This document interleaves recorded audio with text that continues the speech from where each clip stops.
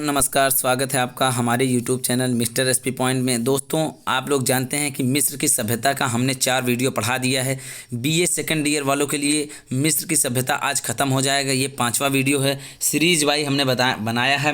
पहले वीडियो में हमने मिस्र का जो आर्थिक जीवन था और दूसरे में मिस्र का राजनीतिक जीवन, तीसरे वीडियो में मैंने मिस्र का सामाजिक जीवन और चौथे वीडियो में हमने मिस्र का जो पूरा इतिहास था और जो पूरी आर्थिक जीवन, जो धार्मिक जीवन था, जो जिस धर्म को मानते थे वे सब चीज़ें बताए थे। कहने का मतलब मिस्र सभ्यता को हम लोग इस तरीके से ख़त्म कर रहे हैं कि आपको एक कहानी सी फील होगी और पूरा अच्छे से आपको समझ में आ जाएगा और एग्ज़ाम में आप अच्छे से लिख पाएंगे। हम आपको रटा नहीं रहे, आपको हम पढ़ा नहीं रहे, आपको समझा रहे हैं कहानी किस तरीके से है। आप टॉपिक बाय टॉपिक, इसलिए हमने 5 वीडियो में पूरी मिस्र की सभ्यता ख़त्म करने की प्रयास किया है। 15 मिनट, 10 मिनट, 20 मिनट का वीडियो पूरा बना है। आप लोग जो लोग ना देखें जाके हमारे प्लेलिस्ट में सभी वीडियोज़ को देख लीजिए और टेलीग्राम चैनल का लिंक मिल जाएगा आपको डिस्क्रिप्शन में, वहाँ से मेरे टेलीग्राम पर ज्वाइन हो जाइए। सभी वीडियोज़ और आज इसकी पूरी नोट्स का PDF मैं अपने टेलीग्राम चैनल पर भेजने वाला हूँ वीडियो अपलोड करने के बाद, और आप लोग पूरा वीडियो पा जाएंगे। 5 लेक्चर जो मैं बनाया हूँ सारे का नोट सिर्फ एक PDF में है। आप लोग ले करके उसे अच्छे से रिवाइज करिए, नोट्स खुद का तैयार कर लीजिए। ऑफलाइन मोड पर यदि एग्जाम हो रहा है तो आप समझ लीजिए आपके लिए इस समय पढ़ना बहुत ज़रूरी है और समझना, ताकि आप अच्छे से एग्ज़ाम में लिख पाएँ। तो चलिए साथियों, BA द्वितीय वर्ष प्राचीन इतिहास का जो विश्व का इतिहास हम पढ़ा रहे हैं, इसमें आज हमारा मिस्र सभ्यता का लास्ट वीडियो है। उसके बाद हम मेसोपोटामिया की सभ्यता, सुमेरियन सभ्यता पूरा पढ़ाएंगे। तो साथियों, आप लोग मेरे चैनल को सब्सक्राइब कर लीजिए। बिना कुछ सोचे समझे मैं हर एक विषयों का लगातार BA सेकेंड ईयर वालों के लिए वीडियोज़ ला रहा हूँ, और साथ ही इलाहाबाद विश्वविद्यालय में होने वाली कोई भी घटना या कोई भी सूचना होती है या फिर कोई भी प्रोग्राम, सभी का वीडियो मैं अपने चैनल पर अपलोड करता हूँ। आप लोग जाकर के देख सकते हैं। तो चलिए साथियों, वीडियो को शुरू करते हैं। तो देखिए क्या है कि मिस्र की बौद्धिक उपलब्धियां, आज हम लास्ट में यही बताएंगे मिस्र की बौद्धिक उपलब्धियां क्या है।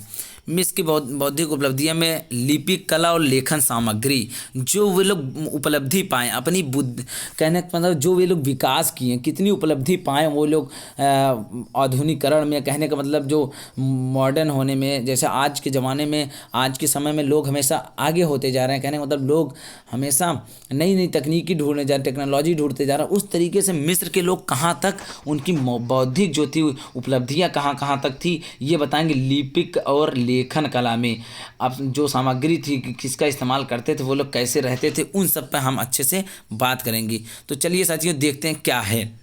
वीडियो को अंत तक देखिए, आपको बहुत अच्छे तरीके से कहानी की तरह हम समझाएंगे। आपको याद करने की जरूरत नहीं पड़ेगी, पूरा लिख डालेंगे आप अच्छे से। तो देखिए, सर्वप्रथम प्राचीन सभ्यता के लिपिक का उद्भव विकास का श्रेय दिया जाता है। कहने का मतलब ये है कि सर्वप्रथम जो ये लिपिक का उद्भव हुआ, कहते हैं जो सभ्यताओं में लिपिक का उद्भव हुआ, ये सबसे पहले मिस्र की सभ्यता में हुआ था। सोचिए, सबसे पहला श्रेय मिस्र की सभ्यता को जाता है। मिस्र में लिपिक का विकास सर्वप्रथम राजवंशी काल में हुआ था। जब वहाँ का शासनकाल मैंने राजनीतिक जीवन में बताया है, राजवंशी, वहाँ पे कैसे राजवंशी राज्य चलते थे और वहाँ की लिपिक क्या क्या थी, उन सब चीज़ों पर हमने वहाँ बात किया है। तो जो सर्वप्रथम राजवंशी काल में हुआ था, और प्रारंभ में वहाँ पे वर्णमाला के स्थान पर चित्रों का प्रयोग होता था।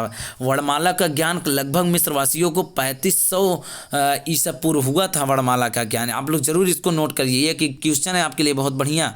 तो वर्णमाला के ज्ञान नहीं था, उसके पहले ये लोग क्या करते थे, चित्रों का उपयोग होता था, जिनमें पशु पक्षी मानव जो ज्योतिषी होते थे और ज्यामितिक प्रकार के चित्र बनाते थे। और यूनानियों में इनकी क्या कहते थे, इनकी लिपि को हाइरोग्लिक क्या कहते हैं, हाइरोग्लिक।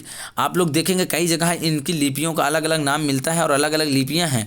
तो इनकी जो यूनानियों ने इनकी लिपि को क्या कहा है, हाइरोग्लिक कहा है। और मिस्र में देवों की उत्पत्ति का विश्वास करते थे। कहने का मतलब मिस्र वाले जो मिस्रवासी थे, वे लोग देवों पर विश्वास रखते थे, अर्थात देवों की उत्पत्ति पर विश्वास रखते थे। देव कहाँ से उत्पत्ति हुई, वे लोग बहुत सारे राजाओं को अपना देवता भी मानते थे, जिसको फराओ कहा जाता है। आप लोग पढ़ेंगे तो बहुत अच्छे तरीके समझ में आएगा साथियों। देखिए, और उनकी उत्पत्ति को विश्वास करते हैं और लिपि की उत्पत्ति का जो देवता होते थे जिनको रा नाम दिया जाता था, रा नाम के देवता जो होते थे, रा को माना जाता था।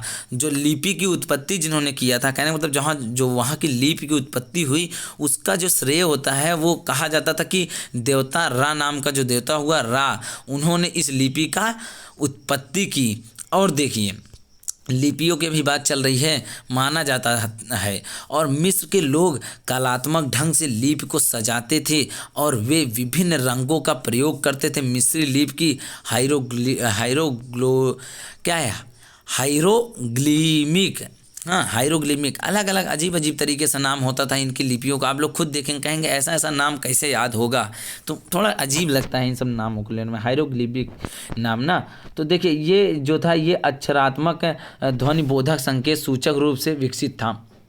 और जो अक्षरात्मक लिपि होती थी उसमें अक्षर और 3 प्रकार के बहुत सारे व्यंजन को प्रदर्शित किया जाता था। और यहाँ के लोगों को जो हैं मिस्र के वासी जब थे उस वक्त वहाँ पे रंगों का इस्तेमाल भी किया जाता था, अनेक प्रकार के रंग। आप सोच नहीं सकते इतना गाढ़ा और इतना परमानेंट रंग का इस्तेमाल किया गया है कहीं कहीं लिपियाँ में, कहीं कहीं बहुत सारी चित्रों में मिलता है। तो आप हैरान हो जाएंगे उस समय ये लोग कलर कैसे बना लेते थे, रंग कैसे बनाते थे। देखिए ध्वनि बोधक लिपि में किसी वस्तु को चित्र की ध्वनि उस चित्र की अर्थ में भिन्न अर्थ ग्रहण किया जाता था। कहने का मतलब ये लोग ध्वनि किसी चित्र मतलब किसी भी शब्द का ध्वनि का बोधक लिपि किसी भी चित्र में किसी भी वस्तु पर उसकी ध्वनि का संकेत मिलता था। संकेत का ये प्रमाण है कि जब वे लोग उसका अर्थ समझते थे वो लोग किसी भी ध्वनि के सहारे समझ जाते थे कि इसका संकेत सूचक लिपि के प्रतीकों द्वारा प्रयोग किया जाता था। कालांतर में मिस्र के वर्णमाला का विकास हुआ। ब्रेस्टेड देखिए कैसे कहाँ से पता चला इनको वर्णमाला का ज्ञान कब हुआ। ब्रेस्टेड के अनुसार मिस्र की वर्णमाला 3500 BC, हमने आपको बताया अभी थोड़ी देर पहले 3500 ईसा पूर्व इनकी वर्णमाला की विकसित हुई। इसका वर्णमाला जो इनकी वर्णमाला थी उनका चिन्ह और किंतु उनकी व्यंजन थे और स्वर का अभाव मिलता है। कहने का मतलब ये लोग वर्णमाला को जाने उसके बाद स्वर इनके ब्रेस्टेड के अनुसार वे लोग क्या कहते थे व्यंजन थे और स्वर का अभाव मिलता है। और क्या था मिस्र, देखिए मिस्र में हायरोग्लिपिक थी, उसके अलावा पुरोहित लिपि और लोको लिपि भी विकसित हुई है। कहने का मतलब जो पुरोहित लिपि थे इसके अलावा ये लिपि जो बताए हमने यूनानियों के अनुसार, इस लिपि के अलावा वहाँ के पुरोहित लिपि और जो वहाँ विकसित हुई प्रारंभ और विकास की पुरोहितों की लिपि जो पुरानी लिपियाँ थी और वहाँ के रहने वाले लोको लिपि थी, तो इन सब लिपियों का धीरे धीरे विकास हुआ और इसमें मूल्य क्या है, मूल्य प्रतीकों को छोटा कर दिया गया। यह प्रवाही घसीट लिपि थी। कहने का मतलब जब नई लिपियाँ आई तो उसके बाद उसे क्या कर दिया गया, मूल्य प्रतीकों को छोटा कर दिया गया और उसे घसीट लिपि थी, मतलब वो छोटा लिपि हो गया जिसके बाद वे क्या थे सर्वसाधारण ने भी थी। कहना मतलब अपना लिया, सर्वसाधारण ने भी अपना लिया, सभी लोगों ने उसको अपना लिया साथियों। और क्या है अपनी लिपि जो थी अपना लिया। उन्होंने मिस्री में लेखन सामग्री के रूप में पेपायरस, देखिए पेपायरस पत्र, ये पेपायरस एक कह सकते हैं आप पेड़ का पौधे की छाल थी। मेरे अनुसार मैंने पढ़ा है जहाँ तक है कि पेपायरस एक पौधे की पेड़ की छाल हुआ करती थी, पत्ती भी मान सकते हैं आप। उस पेपायरस के पत्ते पर उस पेपायरस के पत्रों को पत्र मानते थे और उसी पे ये लोग अपनी सामग्री को लेखन सामग्री के इस्तेमाल किया करते थे और उस पे लिखते थे। जो आज भी प्रमाण मिला है, आज भी साक्ष्य मिला है इन पेपायरस के पन्नों का और ये इस पे आज भी लिखी गई है जो पुरानी चीज़ें लिपियाँ और जो भी लेखन सामग्रियाँ लिखी हुई थी सब मिलती हैं।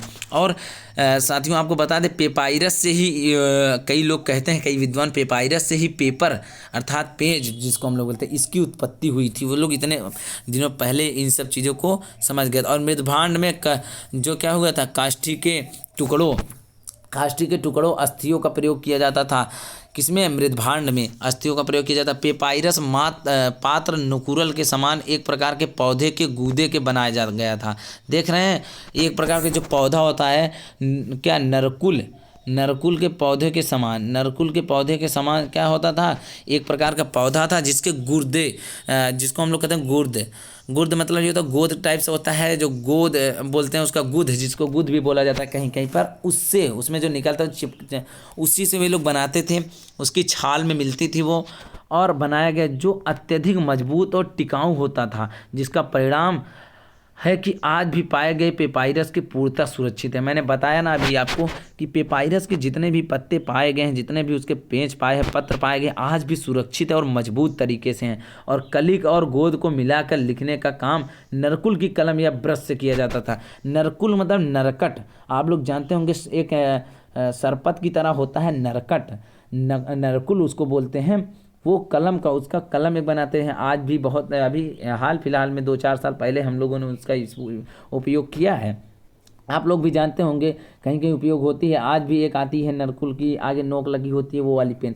तो इसी तरह से वो लोग नरकुल के, अब तो प्लास्टिक हुई लगा हुआ और उस पर पीछे साइड स्टील लोहे लगा हुआ पेन बना देते हैं, आगे नरकुल का वो लगा करके लकड़ी उसका जो काट करके। लेकिन पहले क्या होता था, स्याही से चलती है ना, तो पहले ये लोग बिना उसी से काट करके, ये नरकुल का जो कलम बना करके ये लोग लिखते थे, उस पर गोद मिला करके, कई कालिक भी मिलाते थे, जिससे वो लोग अच्छे से एक स्याही बना करके उन पत्रों पर लिखा करते थे। और साथियों साहित्य की बात करते हैं, साहित्य की बात करेंगे तो साहित्य जो थी वहाँ की, मिस्र का साहित्य 3 वर्गों में, धार्मिक, लैकिक, दार्शनिक साहित्य में विभाजित था। पहला क्या है, धार्मिक, दूसरा लैकिक, तीसरा दार्शनिक।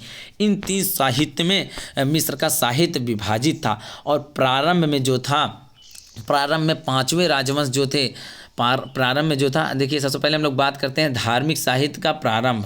धार्मिक साहित्य का प्रारंभ 5वें राजवंश के समय पिरामिड पर उत्कीर्ण लेखों में माना जाता है। कहने का मतलब पिरामिड पे मिली जो लेख हैं और उस पे मिलता है 5वें राजवंशों का धार्मिक साहित्य में, जिन्हें पिरामिड साहित्य कहा जाता है। साथियों समझिए इसको, पिरामिड साहित्य किसे कहते हैं, जो धार्मिक साहित्य के प्रारंभ में 5वें राजवंश के समय पिरामिड पर उत्कीर्ण लेखों में माना जाता है कि वही पिरामिड साहित्य कहा जाता है। और इसमें मृतकों के परलौकिक जीवन को सुखमय बनाने के लिए मंत्र, पूजा, गीत और प्रार्थनाएं लिखी गई हैं, अथवा राज्यकाल के पिरामिडों का साहित्य की रचना नहीं हुई है। देखिए साथियों, राज्यकाल में वे लोग बहुत सारी चीज़ों को उस पिरामिड पे साहित्य में रचना नहीं हुई है उस लेख में, लेकिन उसकी मृत्यु के बाद, जीवन के बाद मृतकों के ऊपर जो परलौकिक जीवन के सुखमय होने के लिए, आगे चल के जीवन में उन्हें स्वर्ग मिले, जो उन लोग मानते थे। बहुत सारे अंधविश्वासी थे मिस्र के समय में। आप लोग पिछले वीडियोज़ देखेंगे, मैंने बताया है किस तरीके के वहाँ लोग बहुत सारी ऐसी ऐसी चीज़ों पर विश्वास करते हैं जो कि आज के लोग कहेंगे तो एकदम फर्जीवाड़ा है। तो उस तरीके से देखिए, मंत्र, पूंजीगत और देखिए ये लोग उसके मरने के बाद बहुत सारी पूजाएं करते थे, बहुत सारे उसके जीवन के सुख में मंत्र पढ़ते थे, पूजाएं और प्रार्थनाएं उस लेख में मिलती हैं जो हमारा पिरामिड साहित्य है। और साहित्य की रचना नहीं, मतलब राज्यकाल, उनके जो राज्यकाल का समय था उस समय का उसमें कोई जिक्र नहीं हुआ है, उन पिरामिडों में नहीं मिलती है लेख में। और क्या है, पूना साम्राज्य में इस प्रकार के साहित्य में अखनाटक का सूर्य स्रोत, एकेश्वरवाद और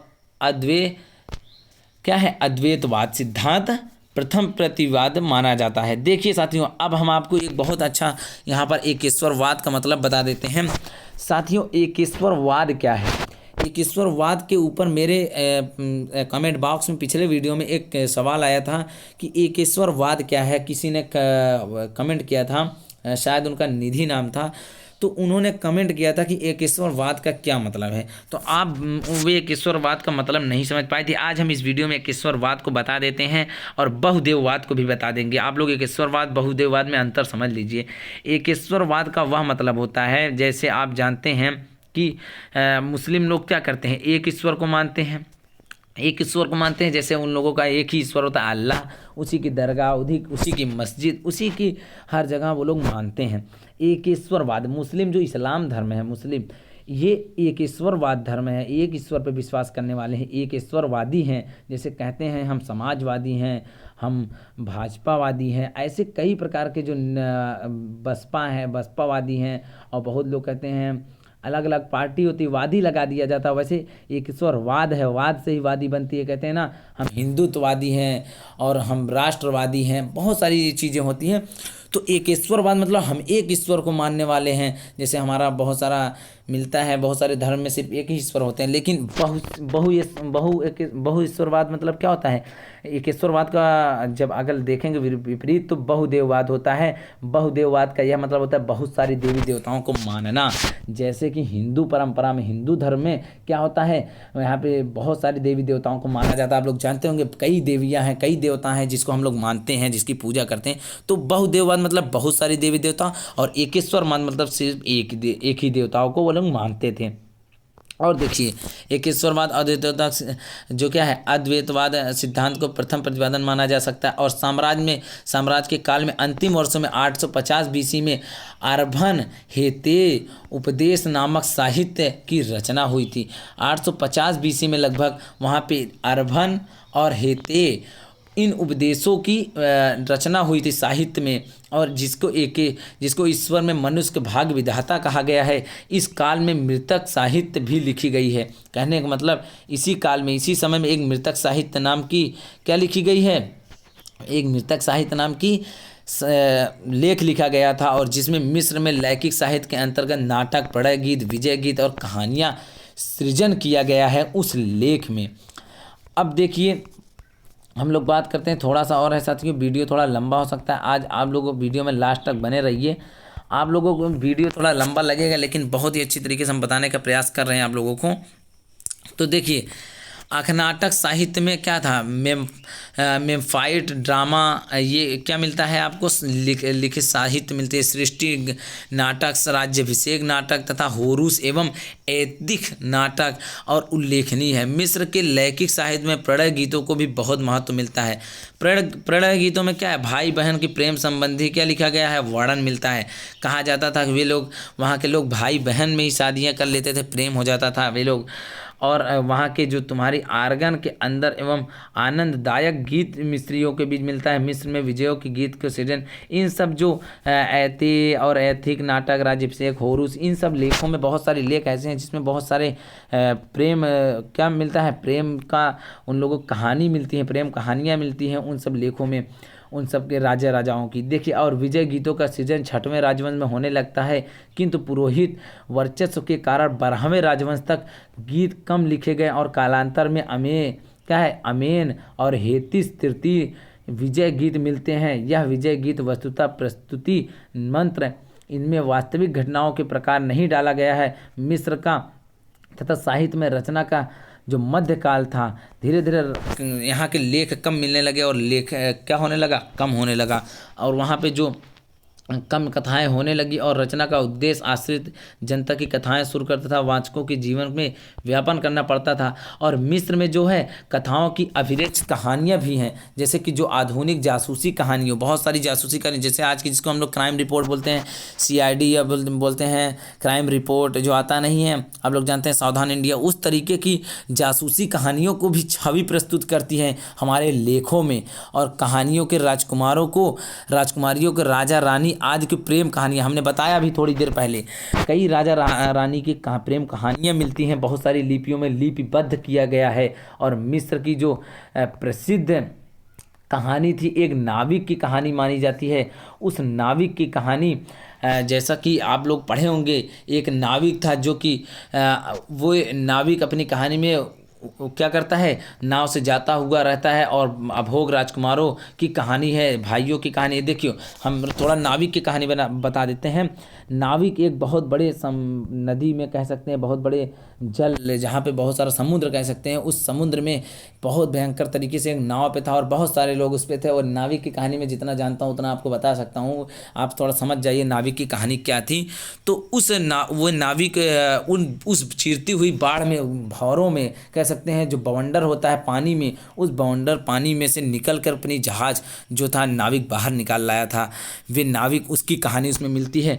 और यहाँ पर मिलती है दो भाइयों की कहानी मिलती है, क्या दो भाई बहनों की कहानी मिलती है, भाई बहनों की कहानी मिलती है। इस भाई बहनों की कहानी में क्या है आपको बता देते हैं थोड़ा। भाई बहनों की कहानी में यही है कि इन भाई बहनों की कहानी में दो भाई होते हैं, दोनों भाई साथ में रहते हैं। बाद में एक भाई शादी हो जाता है, उसकी भाभी आती है, कुछ बात होता है उन दोनों के बीच, उनकी भाभी को कुछ बात बुरा लग जाता है। ये कहानी आप लोग सुनोगे, किताबों में लिखा हुआ है बहुत विस्तृत तरीके से। आप यहाँ पे बताएंगे तो वीडियो लंबा हो जाएगा। बहुत सारे साथी कहते हैं आप वीडियो बहुत लंबा बनाते हैं, थोड़ा शॉर्ट बनाया करिए, इसलिए इन कहानियों को हम यहाँ पे विस्तृत तरीके से नहीं बताएंगे। लेकिन आपसे आशा है कि आप बुक उठा करके इस कहानियों को जरूर पढ़िए, आपको बहुत सारी चीज़ों का ज्ञान होगा मिस्र की इस बौद्धिक उपलब्धियों में। तो वे लोग फिर एक भाई छोड़कर घर चला जाता है, बाद में उसकी मृत्यु हो जाती है, ऐसी कहानी है। मिस्र दर्शन मूलतः नैतिकता पर आधारित है और दार्शनिक रचनाओं के सर्वप्रथम तौहते और नीति का वचन का उल्लेख किया जा सकता है। और क्या है, दार्शनिक कृतियों में क्या है, वाक्यपूर्ण कृषक और अभिवचन की गणना की जा सकती है, जिसमें एक कृषक द्वारा राज्य कर्मचारियों, जो राज्य कर्मचारी थे, उनके नैतिक और प्रशासनिक कार्यों का उल्लेख किया गया है। मिस्र का प्रारंभिक दर्शन आशावादी था, किंतु बाद में निराशावादी झलक दिखाई पड़ने लगती है। इसी प्रकार निराशावाद की प्रवृत्ति आई। अब देखिए वहाँ पे धीरे धीरे निराशावाद आ गई। उसका बीड़ा वादक गान, देखिए बीड़ा उस समय कैसे बजाते थे। बीड़ा वादक गान नामक रचना दिखाई देती है और पढ़ती है। इस रचना में बीड़ावाद आनंद और विलासी जीवन का समर्थन था, किंतु उसके जीवन में मोह भंग था। वहाँ बीड़ा भी बजाते थे, बीड़ा का आनंद लेते थे और मोह भंग हो जाता था इससे सभी का। और इसके अनुसार मृत्यु निश्चित है, जो कभी भी हो सकती है, और शासक और वासकों में मृत्यु में कोई अंतर नहीं होता। इसी प्रकार के निराशावाद को अभिव्यक्ति ईश्वर और भविष्यवाणी नामक कृति भी दिखाई पड़ती है। कहा जाता है कि जो शासक और दास जो होते हैं उनकी मृत्यु में कोई अंतर नहीं होता। जैसे शासक की मृत्यु होती है वैसे दासों की भी मृत्यु होती है। और ऐसे ही बहुत सारी चीज़ों की बात कही गई है। देखिए विज्ञान में क्या प्रगति हुई थी वहाँ के, तो विज्ञान में देखिए मिस्र के जो उपयोगितावाद के सिद्धांत पर बताया जाता है कि विज्ञान का विकास भी किया गया। उनके जीवन में गणित, ज्योतिषी एवं औषधि शास्त्र तथा विशेष महत्व दिया जाता है। गणित में ज्योतिषी के विकास के पीछे नील नदी को योगदान माना जाता है। ज्योतिषियों का विकास का श्रेय सिर्फ नील नदी को माना जाता है। नील नदी में प्रतिवर्ष आने वाली बाढ़ में इसकी जानकारी प्राप्त करने के लिए वे जल संग्रह करने के लिए बांध का निर्माण और भूमि पैमाइश किया करते थे। पहले वीडियो में ये चीज़ें हमने बताया था, भूमि पैमाइश करते थे। और गणित और ज्योतिषी महत्वपूर्ण भूमिका थी इसमें नापने के लिए। और मिस्र का अंक गणित 1 से 9 तक की संख्या के लिए चिन्ह, मतलब एक चिन्ह था जिसे संख्या अनुसार 3, 4, 5 बार लिखकर किया जाता था। देख रहे हैं उन लोग पहले 1 से 9 तक जो संख्या आज के वर्तमान में है, वे लोग एक संख्या निर्धारित की तो उसको 3, 4, 5 बार लिख करके उसको बोध करते थे, उसके गणना करते थे। देखिए, और मिस्र के जो वासी थे वे शून्य का ज्ञान नहीं था। मिस्र के वासियों को शून्य का ज्ञान नहीं था, शून्य अर्थात जीरो। और किंतु दशमलव की पद्धति, जोड़ घटाना, गुणा व वर्गमूल से परिचित हो चुका था। सोचिए आप जरा कि कितनी बौद्धिक उपलब्धियाँ उन्होंने हासिल की है। दशमलव पद्धति के और जोड़ घटाना और वर्गमूल, जो वर्गमूल होता है उसको भी वो लोग जान गए थे, गुणा भाग को जान गए थे। संख्याओं को जोड़कर काम चलाया जाता था। ज्योतिषी में वर्ग, आयत, बेलन, त्रिभुज, वस्तुओं का क्षेत्रफल निकालना भी मिस्र वासी जान गए थे। गणित में वो लोग क्या थे, पाई का मान 3.16 माना गया था, जो वर्तमान में पाई का मान के बहुत करीब था। अब 4.414 है शायद इस समय वर्तमान में पाई का मान। तो साथियों देखिए कि उस समय के जो लोग थे, जो शासक थे, वे लोग किस तरीके से अपनी हर क्षेत्र में वे लोग बौद्धिक उपलब्धियां हासिल किए थे। और वे लोग पाई का मान तक के जान गए थे। वे लोग त्रिभुज जो होता, आयत, बेलन और त्रिभुज, वर्ग, इन सब चीज़ों को जान गए थे। जोड़, गुणा, भाग, घटाना और दशमलव पद्धति को वे लोग जान गए थे। अब देखिए खगोल विज्ञान की बात करते हैं। खगोल विज्ञान में उनको क्या क्या हासिल हुई थी, तो खगोल विज्ञान से हम लोग देखेंगे मिस्र के खगोल विज्ञान का विकास भी दिखाई देता है। इन्होंने गृह नक्षत्रों का अध्ययन किया था और नक्षत्र मानचित्र भी बनाए, जिसमें कुछ अदृश्य नक्षत्र भी दिखाए गए हैं। और मिस्र में 4636 ईसा पूर्व में पंचांग का निर्माण पहली बार हुआ था और विश्व के लिए महान देन मानी जाती है इस उपलब्धि को। अब देखिए इन्होंने क्या किया था, ऋतुओं, वर्ष में 12 मास जो होते थे, साल भर के 12 मास को 30 दिन और 30 दिन को 24 घंटों में विभाजित किया था। सोचिए साथियों जरा आप लोग कि वे लोग किस तरह से इतने दिनों पहले पूरे वर्ष को महीनों में 12 मास में अर्थात 12 महीनों में बांट दिए थे और एक दिन को 24 घंटों में विभाजित कर दिए थे और 5 दिन जोड़कर वो चंद्रवर्ष और सौर वर्ष को सभ्यता में स्थापित करते थे। मिस्र में एक वर्ष में 365 दिन माना गया था। मिस्र के समय जानकारी के लिए धूप, घड़ी चाल, घड़ी जल का उपयोग किया जाता। कहने का मतलब मिस्र में समय की जानकारी के लिए वे लोग धूप का इस्तेमाल करते थे और घड़ी जल का भी इस्तेमाल करते थे। साथियों देखिए पहले मिस्र के लोग की उपलब्धियां कितनी ज़्यादा हो चुकी थी। मिस्र के लोग बहुत ही जागरूक हो चुके थे, बहुत ही बौद्धिक उपलब्धियां हासिल कर चुके थे। चिकित्सा शास्त्र ये सब उनकी गणितीय और खगोल शास्त्रीय जानकारी थी। और मिस्र के जो लोग थे चिकित्सा शास्त्र में कितना रुचि हुए थे, कितना आगे हो चुके थे। देखिए मिस्र में चिकित्सा शास्त्र से प्रेरिता पुरोहित वर्ग के में लोग थे। यद्यपि जनता में औषधि से अधिक लोगों को विश्वास झाड़ फूक कर ताबीज का पर हुआ था, लेकिन कालांतर में मिस्र का महान चिकित्सकों द्वारा क्या हुआ, महान चिकित्सकों द्वारा शल्य चिकित्सकों और जन्म दिया। कहने मतलब पहले वो लोग झाड़ फूक में, पूजा में, ओझाई में, इन सब चीज़ों में विश्वास करते थे। धीरे धीरे कालांतर में बदलाव हुआ और वे लोग चिकित्सक से इम्तोतेब था और जो मिस्र के सम्राट जोसेर का मंत्री था, इसे क्या किए थे, बाद में औषधि का देवता मान लिया गया था। वहाँ पे भी डॉक्टर का उपयोग करने लगे थे। और यह समाज में प्रचलित धारणा के अनुसार दवा रोग ठीक न होने की स्थिति में प्रेत क्या करते हैं, प्रेत आदि बाघन मानकर मानचित्र जो वहाँ के होते थे अभिचारिक क्रियाओं का सहारा लिया जाता था। मिस्र में नेत्र रोग, स्त्री रोग, उदर रोग आदि विशेषज्ञ थे। कहने का मतलब वहाँ पे अलग अलग विशेषज्ञ थे, अलग अलग बीमारियों के, नेत्र के अलग, ऐसे ऐसे कई विशेषज्ञ अलग अलग नेत्र रोग की विशेषता। इन्हें अंतर्राष्ट्रीय प्रतिष्ठा मिली थी। वहाँ पे कितने देखिए विभाजित हो गए डॉक्टर, जैसे ऑफिशियल कि हाँ इनके ये विद्वान हैं, इनके विशेषज्ञ हैं इस क्षेत्र में, तो वैसे तरीके से वे लोग डॉक्टर थे और आमंत्रित किया गया था। मिस्र में शल्य चिकित्सा का वैज्ञानिक पद्धति पर आधारित थी और मिस्रों में पेम्पाइरस पत्थरों पर, जो पेम्पाइरस पत्थर था, इस पर लेख औषधि शास्त्र में मिले हैं। जो वहाँ के लेख मिले वे औषधि शास्त्र में मिले हैं। और ईवर्स पेपाइरस, द हर्ट्स papyrus, the Chester papyrus, the Kahun papyrus, the London medical papyrus आदि उल्लेखनीय है। इन सब पेपाइरसों पे उनका उल्लेख मिलता है। और द क्या है उल्लेखनीय है, द इडाइविन स्मिथ पेम्पाइरस 1600 BC में मिला था, 1600 ईसा पूर्व में, जो 48 वर्गों में हड्डियों जोड़ों को सल के चिकित्सकों का वर्णन।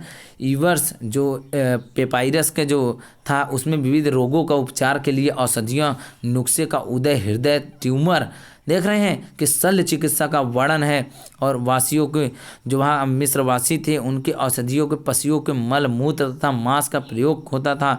वहाँ पे किस तरीके से दवाओं को मिला करके बनाते थे, बहुत सारी चीज़ों से वे लोग अलग अलग बीमारियों के, हृदय रोग, ट्यूमर और जो नुस्खे थे, जो औषधियाँ थी, इन सब चीज़ों से अलग अलग चीज़ों की बीमारियाँ ये लोग दूर कर देते थे। और उनका विश्वास था दवा जितनी कड़वी होगी उतनी ही तेज फायदा करेगी। मिस्र में औषधियों के द्वारा ही शवों को सुरक्षित रखा जाता था। शव को मरने के बाद लोगों के शवों को वो लोग ऐसा लेप लगा देते जैसे कई सालों तक ताज़ी की ताज़ी। आज तो बर्फ़ में रखा जाता है मृतकों शरीर को, जिससे वो ताज़ा बनी रहे कुछ टाइम तक। लेकिन पहले ये लोग बहुत दिनों तक वो भी खुले में रखते थे, वो लेप लगाते थे औषधियों को, जिससे क्या होता था बहुत दिनों तक वैसे उनकी मृत्यु शरीर रहती थी। और किया जाता था। हेरोडोटस ने लिखा है कि लिपियाँ जो थी वे जो वहाँ की लिपियाँ थी, लीबिया के निवासी और जहाँ के लीप थे के बाद मिस्रवादी विश्व सर्वाधिक स्वस्थ व्यक्ति थे। कहने का मतलब वहाँ के व्यक्ति बहुत ही स्वस्थ थे, वहाँ के व्यक्ति बहुत ही स्वस्थ थे। तो चलिए साथियों, आज समझिए हमारा मिस्र की सभ्यता ख़त्म हो गया है। मिस्र की कला पर हमने थोड़ा सा नोट्स में बताना आपको चाह रहे थे, लेकिन यहाँ पे हमने टाइम ना पा करके, वैसे भी ये लेक्चर में थोड़ा टाइम ले करके अपलोड किया हूँ, तो इसके लिए साथियों क्षमा चाहता हूँ। मैं थोड़ा बिजी हो गया, घर में प्रोग्राम की वजह से, आजकल शादियाँ की वजह से, तो इसी वजह से। और मैं चाहूँगा मिस्र की कला का मैं एक वीडियो बना दूंगा, मिस्र में कला कितनी प्रकार की कला का निर्माण हुआ था वहाँ पे, उसका एक अलग वीडियो बना दूंगा। लेकिन आप आज ये जानिए कि मिस्र की सभ्यता यहाँ पे ख़त्म हो चुकी है साथियों। और मिस्र का पूरा वीडियो जो लोग ना देखें हो, जाकर के पूरी वीडियो हमारे प्लेलिस्ट में से देख सकते हैं साथियों। वीडियो देखने के लिए बहुत बहुत धन्यवाद साथियों। और हमारे चैनल को सब्सक्राइब करिए, लाइक करिए और शेयर करिए सभी ग्रुपों में, सभी दोस्तों के पास। दोस्तों, आपका सपोर्ट ही हमारे साथ है, तो हम भी आपके हमेशा साथ हैं। एग्ज़ाम टाइम में हम अनसॉल्व सॉल्व कराएंगे और आपको अच्छे से एग्ज़ाम के लिए प्रिपेयर करेंगे साथियों। बहुत बहुत धन्यवाद वीडियो देखने के लिए। चलिए आज के लिए बस इतना ही।